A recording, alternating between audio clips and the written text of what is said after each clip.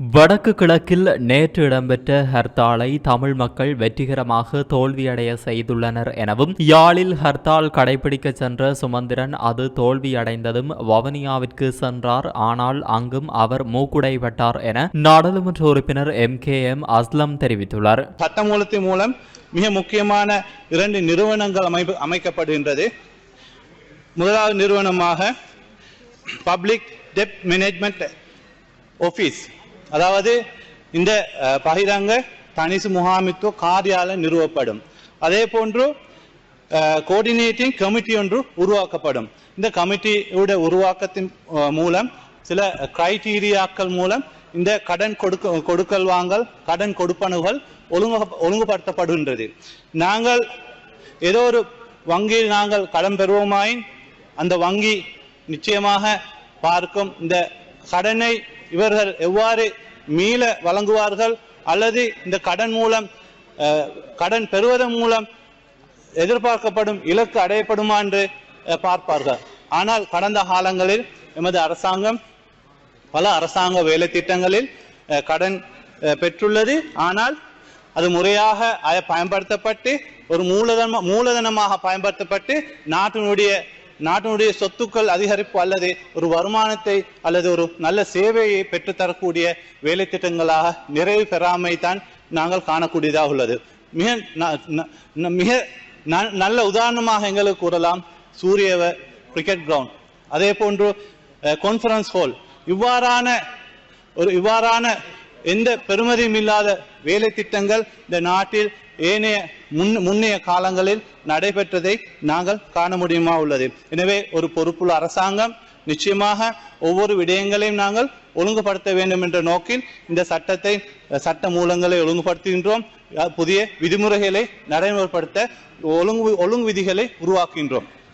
எனவே ஒரு நாட்டு மக்களுக்கு இந்த தேசிய மக்கள் சக்தி அரசாங்கம் வழங்கிய ஒரு வாக்குறுதியை நிறைவேற்றுகின்ற ஒவ்வொரு சந்தர்ப்பமாகவும் எமக்கு இதை நினைவு கூறலாம். மேலும் சபைக்கு தலைமைதான் தலைவர்களே, நான் இந்த இடத்தில் எமது நேற்றைய தின ஹர்த்தால் பற்றி சில வார்த்தைகள் குறிப்பிட வேண்டும். ஏனென்றால் ஹர்த்தால் பற்றி எமது அன்புக்குரிய தமிழ் சமூகம் இந்த ஹர்த்தால் பற்றி உண்மையிலே ஒரு அழகான முறையில் இந்த ஹர்த்தாலை தோல்வி அடைய செய்துள்ளது.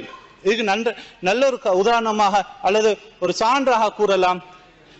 எமது முன்னாள் பாராளுமன்ற உறுப்பினர் சுமந்திரன் அவர்கள் யாழில் அந்த ஹர்த்தாலை கொண்டாட போனவர்கள், அவர் யாழில் தோல்வியுற்று வவுனியா போனார். வவுனியாவில் என்ன நடந்தது? வவுனியாவில் மூக்கை உடைத்து கொண்டு வந்தார். இலங்கை தமிழரசு கட்சி இந்த ஹர்த்தாலை ஒழுங்குபடுத்துகின்றது. அதில் ஒரு பாராளுமன்ற உறுப்பினராக ஸ்ரீதரன் MP அவர்கள் ஒரு 10 மணியுடன் அந்த ஹர்த்தாலை முடித்துக் கொள்கிறார். உண்மையில் சபையில் நாங்கள் கூற வேண்டிய விடயம் என்னவென்றால், யாழ் மாநகர சபை முதல்வரும் மட்டக்களப்பு மாநகர சபை ஒரு முதல்வரும் நடந்து கொண்ட ஒரு கேவலமான நிலையை நாங்கள் காண முடியுமா உள்ளது. இவர்கள் தனது அதிகாரத்தை துஷ்பிரயோகம் பண்ணிய ஒரு சூழலை காண முடியும். எமது மட்டக்களப்பு மாவட்ட பாராளுமன்ற உறுப்பினர் பிரபு அவர்கள் புகார் செய்த நிலையை நாங்கள் காண முடியுமா உள்ளது. ஏனென்றால் இவர்கள் தமது அதிகாரத்தில் உள்ள கடைகளை பலவந்தமாக மூட சொன்னார்கள். சிலர் முஸ்லிம் கடைகள் அடைக்கப்பட்டிருந்தன. அவைகள் தமிழ் சகோதரர்களுடைய பேரில் உள்ள அவர்களுக்கு சொந்தமான அவர்களிடம் ரெண்டாக எடுத்த குத்தகைக்கு எடுத்த கடைகளாக இருந்தது. எனவே அந்த தமிழ் சகோதரரை பகிர்ந்து கொள்ள முடியாமல் அல்லது தமக்கு தொடர்ந்தும் அந்த வியாபார வேலையில் ஈடுபட முடியாது என்ற நோக்கத்தோடு பயந்து சிலர் கடையை மூடிய சம்பவங்கள் காணப்படுகின்றது. சிலர் தெளிவாக வியாபார சங்கத்தின் தலைவர்கள் தெளிவாக இவரோடு சேலஞ்ச் பண்ணார்கள். இதே நேரம் முஸ்லிம் கடைகள் எமது முஸ்லிம் காங்கிரஸ் இதுக்கு ஆதரவு வழங்கினதாக கூறப்பட்டது. எனக்கு விலங்கல்ல இவங்க ஏன் இதுக்கு ஆதரவு கொடுக்குறாங்க. மனோ கணேசன் அவர்கள், ஜீவன் தொண்டுமான், இவர்கள் நினைக்கிறார்கள் இந்த ஹர்த்தால் ஒரு புனிதமான ஒரு நோக்கத்தோடு அல்லது இலங்கையில மக்களுக்கு நடந்த ஒரு பாரிய அநியாயத்தை எதிர்க்கக்கூடிய ஒரு வேலையாக இந்த ஹர்த்தாலை காண்டார்களா? மக்கள் மிக தெளிவாக புத்தியோடு செயற்பட்டார்கள். தெளிவாக இந்த தமிழரசு கட்சியை புறக்கணித்தார்கள். முஸ்லிம் மக்கள் முஸ்லிம் காங்கிரஸை புறக்கணித்தார்கள், ஏனைய மக்களும் ஏனைய கட்சிகளை புறக்கணித்தார்கள். எமது தோழர் அர்ச்சுனா அவர்கள் தெளிவான நிலையில் உள்ளார்கள். இந்த ஹர்த்தால் ஒரு பிழையான நிலை இருந்தது அவருடைய வாய்ஸ் கட்டில் நான் பார்த்தேன். எனவே நாங்க என்ன நோக்கத்துக்காக ஹர்த்தால் செய்கிறோம்? அன்புக்குரிய தமிழ் மக்களே, நீங்கள் நினைத்து பாருங்கள். இந்த அரசாங்கம் தேசிய மக்கள் சக்தியின் ஆட்சியின் பின்னால் உங்களுக்கு எவ்வளவு சுதந்திரமான ஒரு காற்றை சுவாசிக்க முடியும் என்பதை நீங்கள் சற்று நினைத்து பாருங்கள். நீங்கள் தேசிய மக்கள் சக்தியோடு இருப்பதனால் தான் இந்த ஹர்த்தால் தோல்வியுற்றது.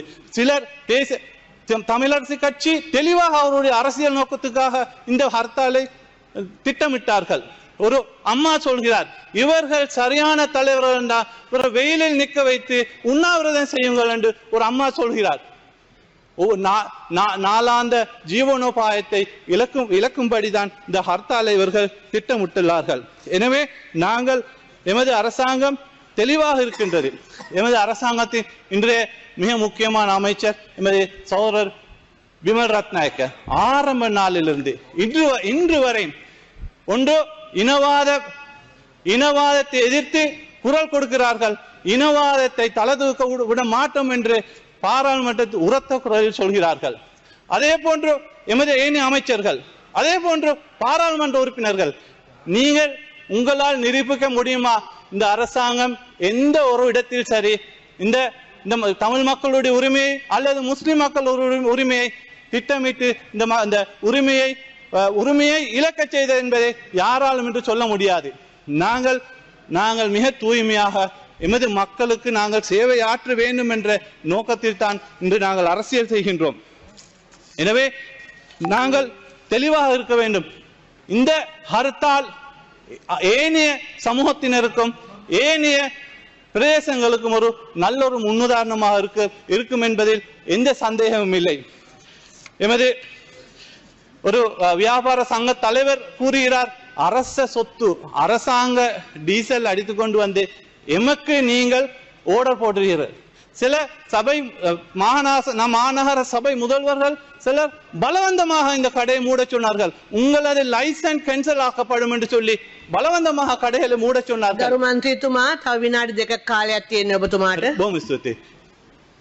மிக முக்கியமாக சொல்ல வேண்டும், நாங்கள் காண்கின்றோம் இந்த முன்னாள் உறுப்பினர் சுமந்திரன் அவர்கள் கூறுகிறார்கள், எங்களது கட்சி மஹிந்த ராஜபக்ச அவருடைய கட்சி போன்று. இன்று நாங்கள் காண்கின்றோம் இந்த தமிழரசு கட்சியை அன்று பிள்ளையான் அல்லது கருணாமனுடைய செயற்பாட்டில் இன்று இறங்கியுள்ளது. அவர்களுக்கு தேவை என்றால் கடையடைப்பு செய்ய சொல்வார்கள். சட்டம் மிக ஒழுங்கான முறையில் சட்டம் நிர்வகிக்கப்படுகின்றது. அந்த சம்பவத்தோடு தொடர்பான அந்த அனைவரையும் இன்று கைது செய்யப்பட்ட நிலையில் தான் இன்று இந்த ஹர்த்தால் அழைக்கப்பட்டுள்ளது. எனவே தெளிவாக நாங்கள் விளங்கணும், ஏன் இந்த போலி நாடகம்? தமது அரசியல் இருப்பு இல்லாமல் போகின்றது. இன்று தேசிய மக்கள் சக்தியின் வளர்ச்சியால் இலங்கை தமிழரசு கட்சியாக இருக்கலாம், முஸ்லிம் காங்கிரஸா இருக்கலாம், அல்லது ஏனைய கட்சிகள் இன்று அவர் இருப்பை இழந்து கொண்டிருக்கிறார்கள். முஸ்லிம் காங்கிரஸ் ஆதரவு கொடுக்கின்றது என்ன நோக்கத்துக்காக? இன்று ரிஷாட் அவர்களுடைய தலைமையில் உள்ள கட்சி அதற்கு ஆதரவு இல்லை. இன்றைக்கு தொண்டமான் அவர்கள் ஆதரவு கொடுக்கிறார்கள், ஜீவன் தொண்டமான், இன்னும் பல கட்சிகள் அதற்கு ஆதரவு இல்லை. ஒரு புதினமான ஒரு நிலையை நாங்கள் காண்கின்றோம். மிக தெளிவு மக்கள் அழகான முறையில் பதில் சொல்லுகிறார்கள். நீங்கள் மக்களாகிய நீங்கள் பயப்பட வேண்டாம். இன்றைய அரசாங்கம் மிக தெளிவான பாதையில் போகின்றது. இன்று நாங்கள் பல்வேறுபட்ட சட்ட திருத்தங்களை செய்கின்றோம், பல்வேறுபட்ட வேலை திட்டங்களை நடைமுறைப்படுத்துகின்றோம். யாழ்ப்பாணம் வடக்கு கிழக்கு இன்று மிக வேகமாக முன்னேறிக்கொண்டு போகின்றது. மக்கள் இன்று சந்தோஷம் உள்ளார்கள், மக்கள் இன்று பாதுகாப்பாக இருக்கிறார்கள். இதை போன்ற இனிமேல் இந்த ஹர்த்தால் உருவாகாது என்பதற்கு மிக நல்லொரு ஆதாரமாகவும் இந்த ஹர்த்தாலை ஏற்படுத்திய அந்த தமிழரசு கட்சிக்கும் ஏனைய கட்சிகளுக்கும் நாங்கள் நன்றி கூற கடமைப்பட்டுள்ளோம். அரசாங்கத்தினுடைய சக்தி இன்று வெளிப்படுத்தப்பட்டிருக்கின்றது. இது போன்ற செய்திகளை தெரிந்து கொள்ள சமூகம் நியூஸ் சேனலை சப்ஸ்கிரைப் செய்து அருகில் உள்ள பெல் பட்டனை கிளிக் செய்யுங்கள். மேலும் இது போன்ற செய்திகளை உடனுக்குடன் தெரிந்து கொள்ள சமூகமீடியா.com என்ற இணையதளத்தின் வாயிலாகவும் எங்களுடன் இணைந்திருங்கள்.